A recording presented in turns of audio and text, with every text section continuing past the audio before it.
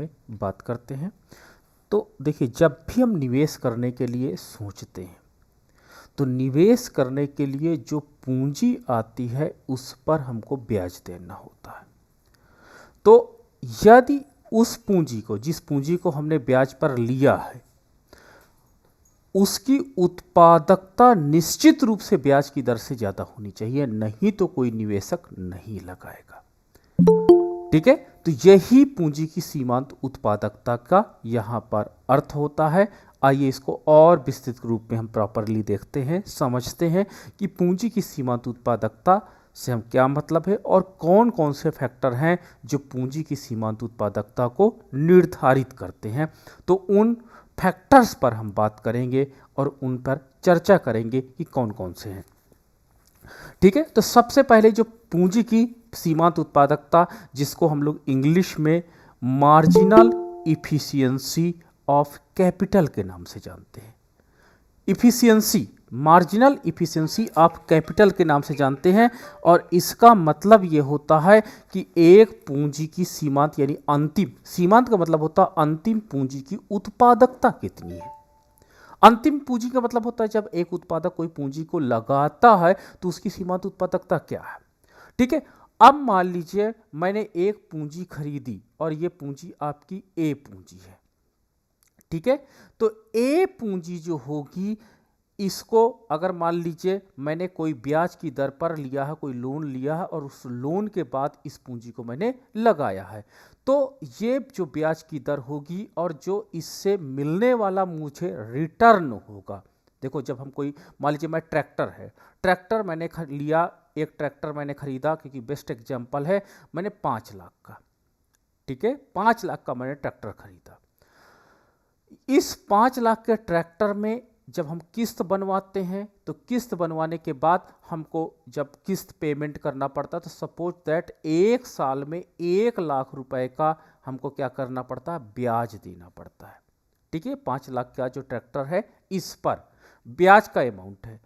अब किसी भी हालत में अगर इस ट्रैक्टर की उत्पादकता 1 लाख तक तो हो सकती है, बट 1 लाख के नीचे इसकी प्रोडक्टिविटी नहीं होगी।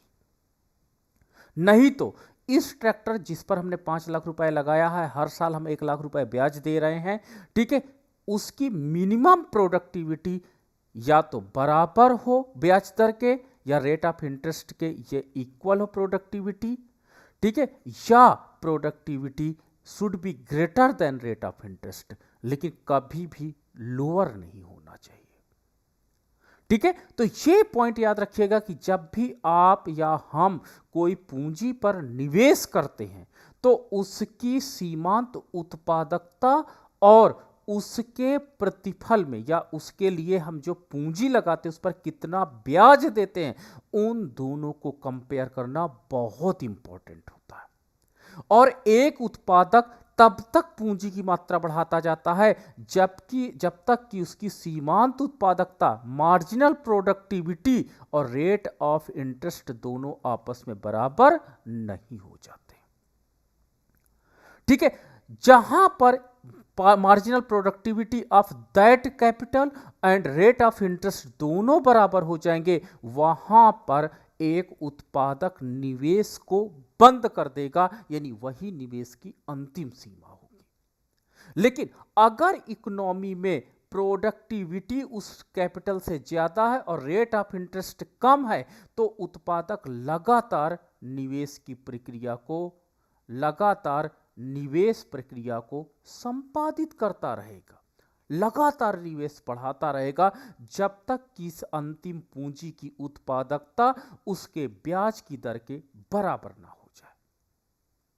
ठीक है, इकोनॉमिस्ट ने कहा कि किसी पूंजी की उत्पादकता को निर्धारित करने के लिए, यानी मार्जिनल इफिशियंसी ऑफ कैपिटल को निर्धारित करने के लिए 3 फैक्टर बहुत इंपॉर्टेंट है। ठीक है, तीनों फैक्टर आपको याद होने चाहिए हरदम। कौन कौन से फैक्टर हैं? सबसे पहले जो आपकी पूंजी होती है उसकी लागत क्या है। सबसे पहले आप उसकी लागत देखोगे, 10 लाख की पूंजी है कि 20 लाख की है कि 30 लाख की है। एक उत्पादक निवेश करने के पूर्व ये योजना बनाता है और देखता है कि वो पूंजी कितने की, पहले कॉस्ट ऑफ दैट कैपिटल वो देखता है। दूसरा इन्होंने बताया कि उस पूंजी से रिटर्न कितना है। ठीक है, 10 लाख की पूंजी है, 10 लाख की पूंजी मुझे पर डे कितना रिटर्न देगी, पर मंथ मुझे कितना रिटर्न देगी, और पर ईयर मुझे कितना रिटर्न देगी। ठीक है, तो returning rate that is very another important factors. ठीक है, तो एक उत्पादक सबसे पहले एक पूंजी में उसकी कॉस्ट को देखता है, लागत क्या है, और दूसरा वो देखता है कि उसमें रिवार्ड रेट क्या है, प्रतिफल की दर कितनी है, और तीसरा वो जो देखता है, और तीसरा वो होता है बाजार में इंटरेस्ट रेट क्या चल रहा है, ब्याज की दर क्या चल रही है, बाजार में ब्याज की दर क्या चल रही है, दैट इज अनदर। तो ये 3 फैक्टर देखे जाते हैं और उसके आधार पर पूंजी की सीमांत उत्पादकता का निर्धारण किया जाता है। ठीक है, और पूंजी की सीमांत उत्पादकता में यह है कि जैसे जैसे हम पूंजी की मात्रा बढ़ाते जाते हैं उससे मिलने वाला प्रतिफल लगातार कम होता चला जाएगा। ठीक है, और एक ऐसा स्तर आता है जहां पर प्रोडक्टिविटी या रिटर्न जिसको आप कहते हो रेट ऑफ इंटरेस्ट के बराबर हो जाता है, और वही एक उत्पादक निवेश को रोक देता है। तो एक उत्पादक का निवेश ये डिटरमाइन करता है, 3 फैक्टर पर डिपेंड करता है। पहली तो अर्थव्यवस्था में कॉस्ट क्या चल रही है, दूसरी उस पूंजी से उनकी को रिवॉर्ड क्या मिल रहा है, रिटर्न क्या मिल रहा है, और तीसरा उस पर अर्थव्यवस्था में क्या ब्याज की दर इंप्लीमेंट हो रही है, इस पर निर्धारित करता है। ठीक है, ये तीनों वेरिएबल्स बहुत पूछे जाते हैं कि कौन कौन से वेरिएबल को इसमें डिफाइन किया गया है। ठीक है, तो ये तीनों फैक्टर्स बहुत इंपॉर्टेंट। चलिए आगे बढ़ते हैं, क्या है देखते हैं। इरविंग फिशर ने 1930 में पूंजी की सीमांत उत्पादकता का प्रयोग लागत पर प्रतिफल की दर के रूप में किया था। ठीक है, हमने क्या किया था कि एक पूंजी पर हमने अपनी कॉस्ट लगाई, अपना एक पूंजी पर हमने पैसा लगाया, और उसके बाद हमको रिटर्निंग रेट क्या है उससे कंपेयर किया था। इरविंग फिशर ने, यानी जन्मदाता कौन हुए, इरविंग फिशर, 1930 में। पूंजी की सीमांत उत्पादकता से अभिप्राय, देखो क्या अभिप्राय, नए निवेश से प्राप्त होने वाले लाभ की अनुमानित दर क्या होगी। ठीक है, नया इन्वेस्टमेंट हमने किया है और नए इन्वेस्टमेंट से हम कितना कमा रहे हैं। मान लीजिए हमने 5 लाख या 10 लाख रुपए कहीं पर लगाया है, तो इससे जो हमने क्या किया, लाभ की दर है, प्रॉफिट रेट मान लीजिए 5% है और रेट ऑफ इंटरेस्ट इकोनॉमी में 4% है, तो हमको लगेगा चलो 1% का तो फायदा है, 5% लाभ हमने अर्न किया, 4% हमने ब्याज के रूप में दे देंगे, 1% तो बेनिफिट है। ठीक है, तो उत्पादक क्या हो जाएगा, तब संतुलन में होगा जब लाभ की दर और ब्याज की दर, यानी अर्थव्यवस्था में निवेश और बढ़ाएगा, निवेश बढ़ाएगा तो निश्चित रूप से उसकी सीमांत उत्पादकता घटेगी, और सीमांत उत्पादकता घटने से ब्याज की दर के बराबर हो जाएगा। तो यहां पर देखिए लाभ की जो दर है और ब्याज की दर दोनों बराबर है, यानी इस इकाई के बाद अब एक उत्पादक आगे पूंजी लगाने को तैयार कभी नहीं होगा। ठीक है, तो ये इसका डिफिनीशन हुआ कि आफ्टर क्या होता है, हम लोग जब न्यू इन्वेस्टमेंट करते हैं तो न्यू इन्वेस्टमेंट से जो हमारी रिटर्निंग रेट होता है, returning rate means profit rate क्या होता है, उसको हम लोग मार्जिनल इफिशिएंसी ऑफ कैपिटल के नाम से जानते हैं। ठीक है, डिलर्ड के अनुसार किसी पूंजीगत पदार्थ, ठीक है, कोई कैपिटल कमोडिटी है, कोई पूंजीगत पदार्थ है कि अतिरिक्त या सीमांत इकाई को लगाने से लागत पर आय की जो अधिकतम दर प्राप्त होती है उस पूंजी की सीमांत उत्पादकता कहते हैं। ठीक है, हमने क्या क्या कहा कि हम एक additional unit of the capital लगा रहे हैं और उसकी कॉस्ट पर जो आय होती है, जो इनकम जनरेट होती है, और वो मैक्सिमम इनकम कितनी जनरेट होती है, उसी को हम लोग marginal efficiency of the capital कहते हैं। ठीक है, तो अब हम फाइनल क्या कह सकते हैं कि जो मार्जिनल इफिशिएंसी ऑफ कैपिटल है, पूंजी की अतिरिक्त इकाई यानी एडिशनल यूनिट हम जब पूंजी की लगाते हैं तो उससे प्रतिफल जो मिलता है और उसमें से लागत को निकालने के बाद प्राप्त आय से होता है कि हमको कितना लास्ट में मिला, that is the called marginal efficiency of the capital. ठीक है, देखो एक क्या होता है, जैसे हम लोग कोई मशीन लगाते हैं तो मशीन लगाने में एक टेंशन होती है, आप लगा लोगे मशीन, हम लगा लेंगे, लेकिन सबसे पहले इस मशीन को 5 लाख के अगर आप खरीदोगे और आपको हर महीने 15,000 रुपए की एक ईएमआई देनी पड़ रही है, इसमें ब्याज और मूलधन दोनों जुड़ा है सपोज दैट, तो मान लीजिए कि ये पर मंथ ईएमआई है, तो इससे कम से कम मान लीजिए 15,000 या 15,000 से ज़्यादा मिलना चाहिए। तो अगर मान लीजिए इसमें 18,000 रुपये आपको पर मंथ मिलता है रिटर्न, और इसमें से ये लागत को आपने घटा दिया तो आपको 3,000 रुपये जो मिलता है, यही marginal efficiency of the capital होगी। और जैसे मार्जिनल इफिशियंसी क्या हो जाती है, हमारी जीरो हो जाती है, हम वहां पर आगे इन्वेस्टमेंट करना बंद कर देते हैं। तो इस प्रकार जो आपके पास पूंजी होती है उसकी कॉस्ट एंड उसकी रेवेन्यू को यहां पर कंपेयर करने की ये एक प्रक्रिया होती है। तो यानी पूंजी की सीमांत उत्पादकता को निर्धारित करने वाले कौन कौन से तत्व हैं, तो पूंजी की सीमांत उत्पादकता को निर्धारित करने वाले इसकी जो एक्सपेक्टेड इनकम है, कौन कौन से चर हैं, कौन कौन से फैक्टर हैं। तो सबसे पहले फैक्टर होता है, कोई उत्पादक जब जाता है निवेश करने की योजना बनाता है, तो निवेश करने की योजना में पहले वो देखता है कि what is the expected income, कि अगर मैंने इसमें 20 लाख रुपए लगाया और 20 लाख रुपए में what is the expected income और कितने समय बाद आएगी। ठीक है, एक्सपेक्टेड इनकम अगर कम होगी कि नहीं आपको बहुत कम मिलेगा, तो कोई भी व्यक्ति पूंजी लगाने को वहां तैयार नहीं होगा। दूसरा, इसकी सप्लाई कॉस्ट, यानी जो हम पूर्ति कीमत की बात करते हैं, ये कॉस्ट की बात करते हैं, तो ये रिटर्निंग रेट है, ये रिटर्निंग रेट है। दूसरी है सप्लाई कॉस्ट है, तो और तीसरा है रेट ऑफ इंटरेस्ट। तो इस प्रकार जो हमारे पास ये तीन तत्व होते हैं वो मार्जिनल इफिशियंसी ऑफ कैपिटल को निर्धारित करते हैं। तो ये पॉइंट आपका यहां पर इंपॉर्टेंट हो जाता है कि मार्जिनल इफिशियंसी ऑफ कैपिटल कैसे निर्धारित हो गई। अब देखो हमारे पास क्या होता है कि मान लीजिए, अब हम एक एग्जांपल लेकर के आपको निकालना सिखा देते हैं कि कैसे marginal efficiency of the capital calculate होती है।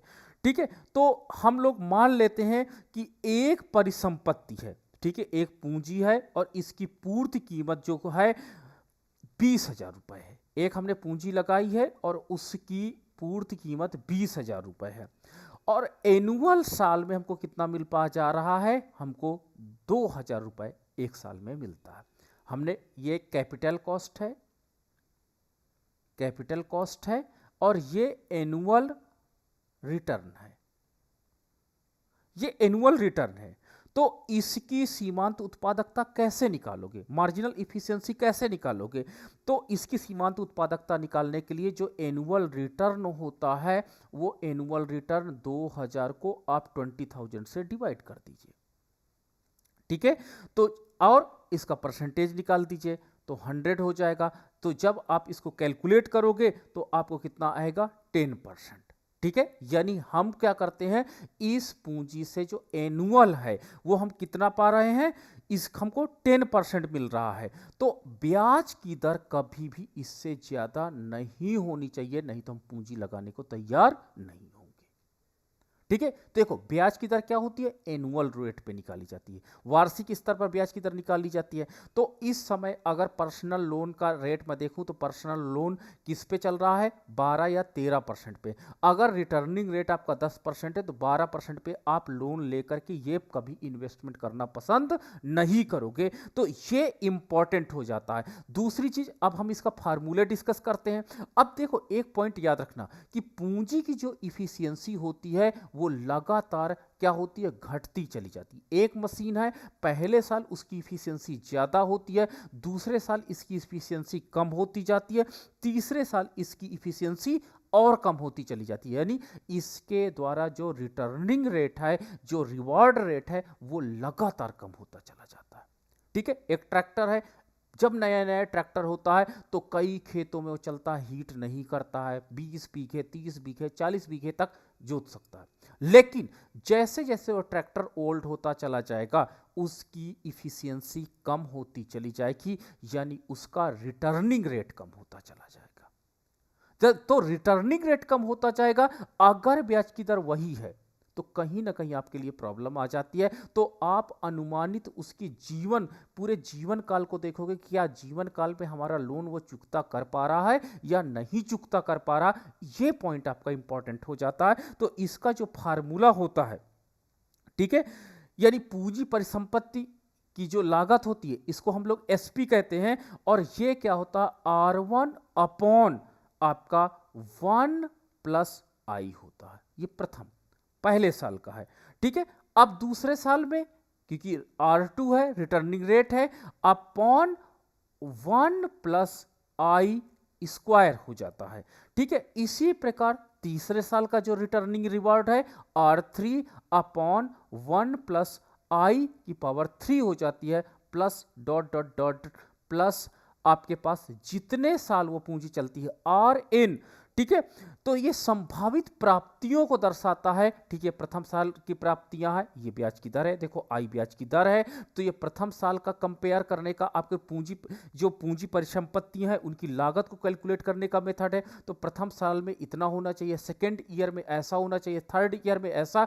इस प्रकार RN अपॉन क्या हो जाएगा, 1 प्लस आई की पावर n होती है। तो ये पूंजी परिसंपत्ति की लागत को कैलकुलेट करने का आपका तरीका होता है। यदि उसकी रिटर्निंग जो आपके पास संभावित प्राप्तियां हैं, एक्सपेक्टेड रिटर्निंग्स हैं, वो गिवन है तथा अर्थव्यवस्था में ब्याज की दर गिवन है, तो आप इस फार्मूले के माध्यम से इसे आसानी से कैलकुलेट कर सकते हैं। तो इस प्रकार हम यहां पर इसको कैलकुलेट करने का ये मेथड दिया गया। चलिए अब आगे बढ़ते हैं, आगे हम आपको साथ देखते हैं कि इसके विषय में और क्या प्रॉब्लम आती है। तो एक उत्पादक के सामने एक सबसे बड़ा चैलेंज होता है कि जैसे जैसे मशीन उनकी पुरानी होती चली जाती है, मशीन पुराने होने के परिणाम स्वरूप उसका जो एक्सपेक्टेड इनकम है, वो एक्सपेक्टेड इनकम लगातार कम होता चला जाता है, जिससे अर्थव्यवस्था में उसके लिए टेंशन की बात आगे आगे आने वाले दिनों के लिए रहती है। आगे आने वाले दिनों के लिए क्या होता है कि आगे फ्यूचर में उस मशीन की जो मार्जिनल इफिशियंसी होगी वो डिक्लाइन हो जाती है, और जब मार्जिनल इफिशियंसी डिक्लाइन हो जाएगी तो उसके परिणाम स्वरूप अर्थव्यवस्था में जो मार्जिनल इफिशियंसी डिक्लाइन हो जाती है, उसके परिणाम स्वरूप अर्थव्यवस्था में जो ब्याज की दर अगर कांस्टेंट है तो उसकी जो किस्त होगी यानी उसका जो रिटर्न होगा वो कम हो जाएगा। तो दैट इज वेरी इंपॉर्टेंट, ये बहुत यहां पर महत्वपूर्ण हो जाता है। तो आइए हम इसको थोड़ा सा और देखते हैं। तो अनुमानित आय, मैंने बोला ना R1 R2 R3, तो ये एक्सपेक्टेड इनकम है, एक्सपेक्टेड इनकम है। और एक्सपेक्टेड इनकम का मतलब ये होता है कि अनुमानित आय से अभिप्राय उस कुल आय से होता है जिसका किसीगत पूंजीगत पदार्थों के प्रयोग करने से उसके कार्य की कुल अवधि में प्राप्त होने का अनुमान होता है।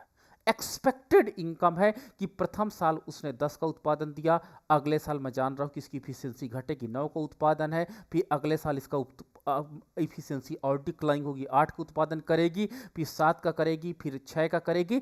इस प्रकार अगर इसका लाइफ 10 साल है तो 10 साल में वो कितना उत्पादन करती है, इस टोटल उत्पादन को आप जोड़ लीजिए। तो that is called expected income या expected revenue from that capital. उस कैपिटल से प्राप्त एक्सपेक्टेड रेवेन्यूज को हम कहते हैं, ठीक है। तो रेवेन्यूज को कहते हैं। दूसरा, पूर्ति कीमत, सप्लाई कॉस्ट, क्योंकि देखो ये मशीन से रिवार्ड हमको मिलता है, और सप्लाई कैपिटल का मतलब होता है कि उसको जो हम पूर्ति करते हैं, उसको लाते हैं, तो उस पर जितना हम लगाते हैं वो आपकी सप्लाई कॉस्ट होती। अब देखो लगाने का दो तरीका है। अगर कोई पूंजी आप खरीदते हो, ठीक है, एक पूंजी खरीदते हो वो 2 लाख रुपए की है, ठीक है, अगर इन कैश देते हो तो ये इन कैश के बाद क्या होता है कि ये जो आपके पास पूंजी है इसमें एडिशनल कॉस्ट नहीं ऐड होगी। लेकिन अगर आपने किस्त के बेस पे काम किया तो इस किस्त के बेस पे जब काम करते हैं तो इसकी कॉस्ट, भले आपका 2 लाख का लोन है लेकिन किस्त के रूप में ये 3 लाख का भी पड़ सकता है। तो ये सप्लाई कॉस्ट होती है, ठीक है। सप्लाई कॉस्ट में जब हम कोई चीज बैंक से लेते हैं तो बैंक क्या करता है, मूलधन एंड ब्याज दोनों को आपको किस्त के रूप में कन्वर्ट कर देता है, और जितना आपने लोन लिया है उस लोन से ज्यादा अमाउंट आपको पेमेंट करना पड़ता है उन सालों में, क्योंकि उसमें ब्याज जुड़ जाता है। ठीक है, 2 लाख रुपए में 1 लाख रुपए का मान लो 10 साल का ब्याज जुड़ गया, तो आपका या 5 साल का ब्याज जुड़ गया तो वो 3 लाख रुपए में कन्वर्ट हो जाता है। तो जब हम जितना ज़्यादा अमाउंट बैंक से उठाते हैं, ठीक है, उतनी हमारी कॉस्ट ज़्यादा होती है, यानी सप्लाई जो प्राइस होती है वो ज़्यादा होती है, और जितना लोन हम कम लेते हैं उतनी सप्लाई कॉस्ट हमारी उतनी कम होती है। ठीक है, तो इसीलिए एक उत्पादक क्या होता है, वो सोचता है कि एक काम करते हैं, 50% पैसा हम अपने पॉकेट से लगा दें, 50% का ही लोन ले, ताकि इसकी सप्लाई कॉस्ट ज़्यादा ना पड़े, और अगर इसके द्वारा जो एक्सपेक्टेड इनकम कम भी आएगी तो मेरे लिए चल जाएगा, क्योंकि मुझे ज़्यादा कॉस्ट वहन नहीं करनी पड़ती। इसलिए एक उत्पादक दिमाग कहाँ पे लगाता है, वो सोचता है कि मैं अपने रिश्तेदारों से पैसा ले लूँ, क्योंकि रिश्तेदारों को ब्याज नहीं देना होता है। ठीक है, यानी इनफॉर्मल रेट से, यानी हम कहते हैं कि मार्केट से पैसा नहीं उठाता है, बल्कि नेचुरल रेट ऑफ इंटरेस्ट पे, यानी रिश्तेदारों से, रिलेटिव से, उनसे पैसा लेता है, ताकि इसकी जो सप्लाई कॉस्ट होती कम होती। लेकिन बड़े उत्पादक के साथ ऐसा कुछ नहीं होता, उसको एक सोर्स ऑफ इनकम होता है, दैट इज मार्केट। तो मार्केट से जब वो पैसा उठाता तो उसकी सप्लाई कॉस्ट जो होती है वो ज़्यादा होती है, और उसका रिटर्निंग उस पूरे टेंटेटिव ईयर में वो मशीन हमको कितना कमा करके दे रही है, उसके रिवार्ड के आधार पर हम कैलकुलेट करते हैं कि इसकी marginal efficiency of the capital क्या है। ठीक है, तो इसका अभिप्राय यह है कि वर्तमान पूंजीगत पदार्थ और मशीन के स्थान पर बिल्कुल उसी प्रकार की नई मशीन की लागत क्या होगी। ठीक है, यानी सप्लाई कॉस्ट का मतलब होता है कि एक मशीन, देखो एक मशीन है, मैंने 20 लाख की मशीन खरीदी और 1 साल वो काम की, और मैं उसको बेच रहा हूं, तो कोई भी व्यक्ति 20 लाख नहीं देगा। क्यों? क्योंकि वो डेप्रिशिएट हो चुकी है, उसकी इफिशियंसी घट चुकी है। तो दूसरा व्यक्ति आएगा, कहेगा 18 लाख रुपए में मुझे मशीन आप दे सकते हो, बिकॉज ऑफ इफिशियंसी डिक्लाइन कर चुकी है, उसमें घिसावट आ चुकी है। तो हर साल इसकी सप्लाई कॉस्ट, यानी प्रथम साल कितनी घिसावट हुई, द्वितीय साल कितनी घिसावट हुई, तृतीय साल कितनी घिसावट हुई, 10 सालों में कितनी घिसावट हुई, उन सबको जोड़ दो, that is the called supply cost. ठीक है, तो ये नई मशीन, अब नई मशीन हम लाते हैं तो नई मशीन की जो लागत होगी वही को हम देखेंगे। तो ये आपके पास 2 वेरिएबल बहुत इंपॉर्टेंट हो जाते हैं। अब हम देखते हैं कैपिटल की जो सामान्य सीमांत उत्पादकता है, तो किसी विशेष पूंजीगत पदार्थ की सीमांत उत्पादकता से अभिप्राय उस अनुमानित आय की दर से है जो पूंजी पदार्थ की एक नई या एक अतिरिक्त इकाई लगाने से हमें प्राप्त होती है। यानी जब हम नई मशीन इकोनॉमी में लाते हैं या इकोनॉमिक एक्टिविटी में लाते हैं, तो उसकी कॉस्ट क्या है एंड उसका रिवार्ड क्या है। इसके विपरीत पूंजी की सामान्य सीमांत उत्पादकता से अभिप्राय सबसे लाभदायक पूंजी की नई इकाई से प्राप्त होने वाली अनुमानित आय की दर होती है। ठीक है, तो दूसरे शब्दों में पूंजी की सामान्य सीमांत उत्पादकता से अभिप्राय अर्थव्यवस्था के सबसे अधिक लाभपूर्ण पूंजीगत पदार्थों की उच्चतम सीमांत उत्पादकता से होता है। कि यानी आप मैक्सिमम इफिशियंसी इसकी कितनी है, प्रोडक्टिविटी इसकी कितनी है, इस पर यह डिटरमाइन करता है। अब देखो, ये marginal efficiency of the capital है और ये निवेश को दिखाया गया टेबल में। 50 करोड़ रुपए निवेश किए गए, इसकी इफिशियंसी कितनी है, इसकी सीमांत उत्पादकता 12% है। निवेश बढ़ा करके हमने क्या कर दिया, 100 करोड़ कर दिया। तो जब 100 करोड़ निवेश कर दिया तो निश्चित रूप से इसकी सीमांत उत्पादकता घटेगी। मैंने बोला था कि जो आपका निवेश होता है, किसी भी कैपिटल की जो इफिशियंसी होती है वो हर अगली यूनिट के साथ डिक्लाइन करती चली जाती है। इसी प्रकार जब मैंने 200 करोड़ रुपए का निवेश किया तो 200 करोड़ रुपए के निवेश के परिणाम स्वरूप उसकी सीमांत उत्पादकता घट करके 6% हो जाती है। जब हमने 400 करोड़ रुपए का निवेश किया तो हमारी सीमांत उत्पादकता घट करके 5% हो जाती है, और जब हमने निवेश बढ़ा करके 600 करोड़ रुपए कर दिया तो हमारी जो सीमांत उत्पादकता है वो घट करके 2% हो जाती है। तो इस प्रकार जो इकोनॉमी में आपके पास देख सकते हो कि जो मार्जिनल इफिशियंसी है वो कंटिन्यू डिक्लाइन करती चली जा रही है।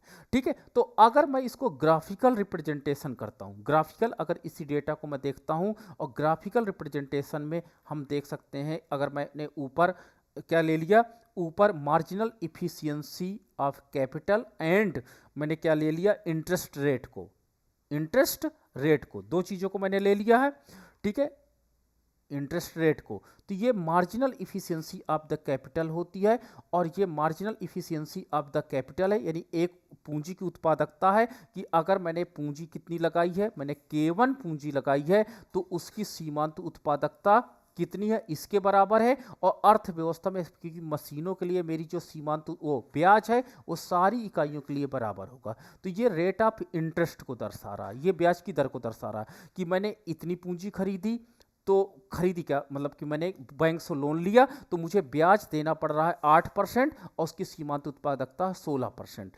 तो ये जो मेरा है ये MEC है, marginal efficiency of the capital है, जो मुझे नेट प्रॉफिट को बता रहा है कि मैं मुझे अगर ब्याज में इतना देने के बाद इतना मुझे बच जाता है। मैंने अगली यूनिट कैपिटल की लगा दिया, अगली यूनिट कैपिटल की लगाया, दैट इज K2, तो मुझे क्या हुआ कि मेरा जो रिटर्निंग रेट है वो पहले से डिक्लाइन कर गया, तो रिटर्निंग रेट 8% हो गया, डिक्लाइन कर जाता है। इसी प्रकार मैंने क्या किया, अभी भी देखो मुझे इतना बेनिफिट हो रहा है क्योंकि मुझे ब्याज मात्र इतना देना पड़ रहा है K2A के बराबर, और मुझे फायदा हो रहा है K2B के बराबर, यानी उत्पादकता मुझे उस मशीन से रिटर्न जो है वो K2B के बराबर प्राप्त हो रहा है, तथा मुझे देना पड़ रहा है K2A के बराबर। तो ये मेरा जो सर्कल के बराबर है बेनिफिट है। मैं अगली यूनिट मशीन की लगाऊंगा, दैट इज K3।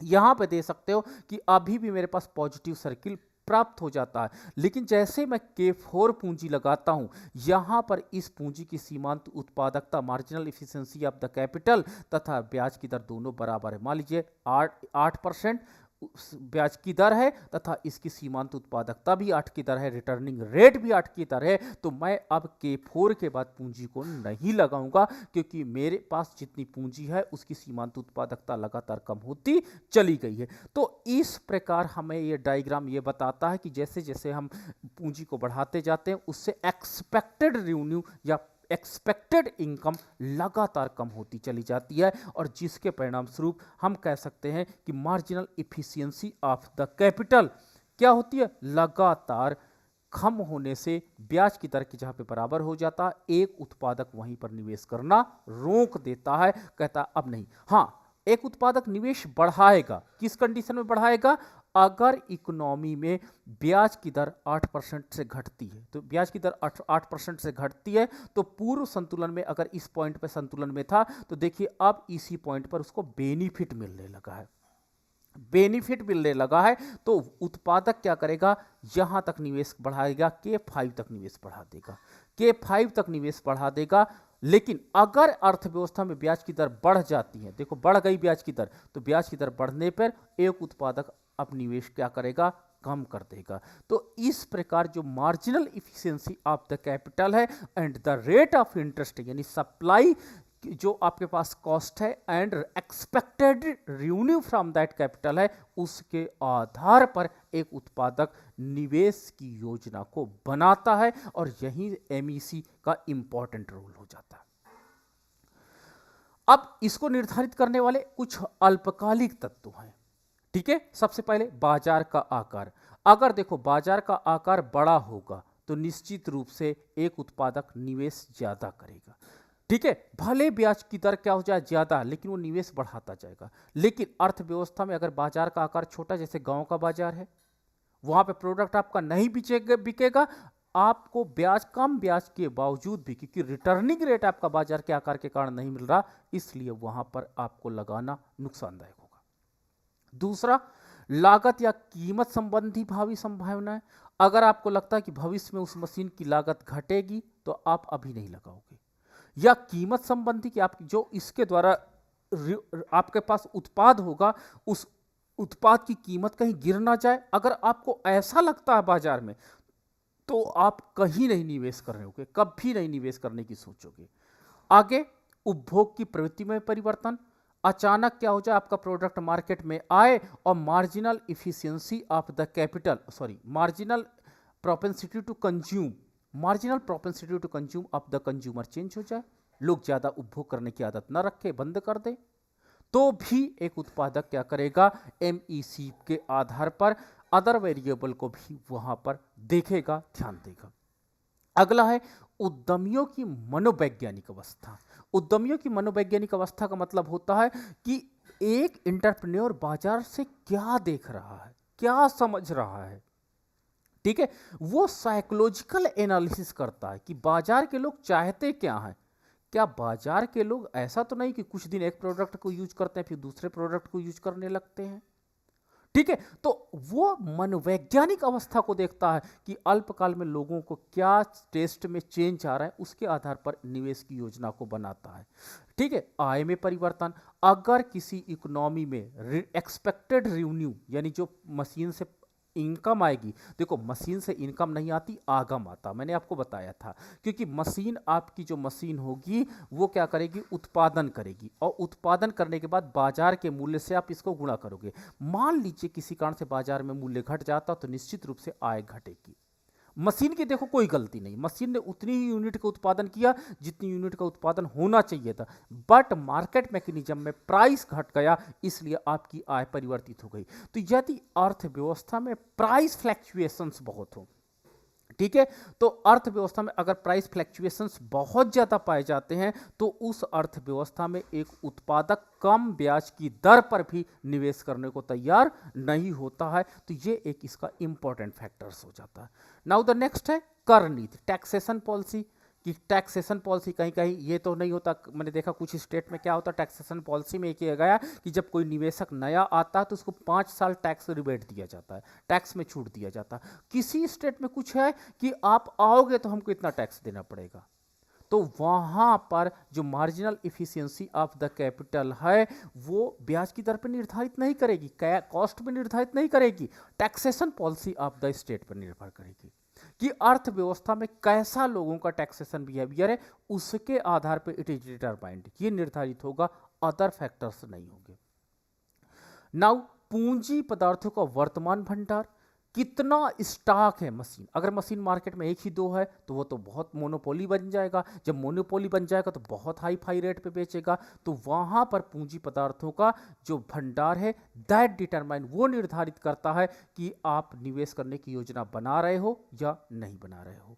अगला है तरल पर संपत्तियों में परिवर्तन, लिक्विड पर संपत्तियां कितनी है बाजार में, लोग लिक्विड रखना पसंद करते हैं या नहीं। कभी कभी इकोनॉमी में ऐसा हो जाता है बिहेवियर लोगों का कि लोगों की खर्च करने की आदत ही नहीं रहती है, तो लिक्विड बिहेवियर जो तरल परिसंपत्तियां होती हैं वो रखते ही नहीं है, तो इकोनॉमी में क्या होता है, डिमांड डिक्लाइन कर जाता है। अगला है अर्थव्यवस्था में भविष्य में लाभ की संभावनाएं, अगर भविष्य में लाभ की संभावनाएं ज्यादा हैं तो उत्पादक का रिटर्न, एक्सपेक्टेड रिटर्न और आपका रेट ऑफ इंटरेस्ट होने के बावजूद भी निवेश बढ़ा देगा। ये सोचेगा कि भविष्य में ठीक है आज मुझे नुकसान हो रहा थोड़ा बहुत, बट इन फ्यूचर में मुझे बेनिफिट होगा और मैं फ्यूचर में एक अच्छा रेवेन्यू जनरेट कर पाऊंगा, तो इस प्रकार मैं एक अच्छे रेवेन्यू की तरफ जा सकता हूं।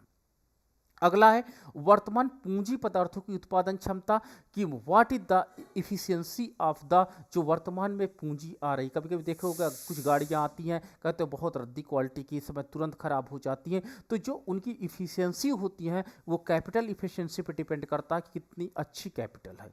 नाउ द नेक्स्ट है वर्तमान निवेश की मात्रा, निवेश किस पे डिपेंड करता है, ये डिपेंड करता है कि इकोनॉमी में उद्यमी जो होते हैं, एंटरप्रेन्योर्स होते हैं, उनकी क्या स्ट्रेटजी है और कैसे निवेश करना पसंद करते हैं। कभी कभी ये भी मधुमक्खी की टाइप होते हैं, अगर एक निवेश करता है तो दूसरा निवेश करता है, दूसरा निवेश करता है तो तीसरा निवेश करता है, तो इस प्रकार निवेश की बहुत ज़्यादा हमको अब क्या होती संभावनाएं हो जाती हैं।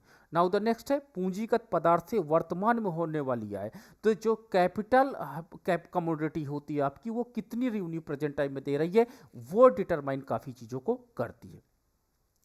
अब इसके लॉन्ग टर्म में अगर मैं फैक्टर्स की बात करता हूं तो पूंजी की सीमांत उत्पादकता को जो दीर्घकालीन तत्व प्रभावित करते हैं वो है जनसंख्या, ठीक है। जनसंख्या बहुत इंपॉर्टेंट फैक्टर होता है कि जनसंख्या मान लो नहीं है, भले ब्याज की दर बहुत कम है लेकिन आप निवेश नहीं करोगे। अगर जनसंख्या बहुत ज्यादा है तो फिर एक उत्पादक क्या करता है, सोचता है, विचार करता है कि कैसे हमको क्या करना है, तो इंपॉर्टेंट फैक्टर हो जाता है पॉपुलेशन। दूसरा सरकार की इकोनॉमिक पॉलिसी, देखना कुछ स्टेट में बहुत ज़्यादा निवेशक जाते हैं, ठीक है, कुछ स्टेट में बिल्कुल नहीं जाते हैं, तो कहीं ना कहीं राज्य सरकार की नीतियां ऐसी होती हैं जिसके परिणाम स्वरूप उत्पादक क्या होते हैं, इग्नोर करते हैं। अगला है तकनीकी विकास, technical development. Technical development efficiency को डिटरमाइन करता है। कभी कभी तकनीकी विकास इतना अच्छा होता, आज हम तकनीकी विकास के कारण ही आपस में जुड़े हैं, क्लास ले रहे हैं। एक तकनीकी उस समय थी केवल बात हो पाती थी, वो भी बड़े मुश्किल से। ठीक है। अगला है असामान्य परिस्थितियां। ठीक है, एबनॉर्मल जो सिचुएशंस होती है कभी कभी, जैसे कोविड का दौरान था। कोविड के दौरान में आपका क्या होता, ब्याज की दर बहुत कम थी, लेकिन एक उत्पादक क्यों निवेश करेगा, क्योंकि परिस्थितियां हमारे पास बहुत असामान्य थी। तो इस प्रकार अगला है नए क्षेत्र का विकास। अगर न्यू सेक्टर्स आता है तो न्यू सेक्टर्स में ब्याज की दर ऊंची होने के बावजूद भी एक उत्पादक निवेश के लिए आगे आ जाता है। और पूंजीगत उपकरण की पूर्ति में परिवर्तन, अगर supply of the capital commodity change होता है तो भी इकोनॉमी में बहुत कुछ डिसाइड होता है। और मांग में दीर्घकालीन वृद्धि, अर्थव्यवस्था में दीर्घकाल में वृद्धि में क्या चेंजेस आने वाले हैं, एक पूंजीपति उसका एनालिसिस करता है और एनालिसिस में पाता कि नहीं मांग बढ़ेगी तो ब्याज की दर ऊंची होने के बावजूद भी अधिक पूंजी को निवेश करने का प्रयास करेगी। ठीक है, तो ये थे आपका marginal efficiency of the capital. अब आप अपने प्रश्न पूछ सकते हो।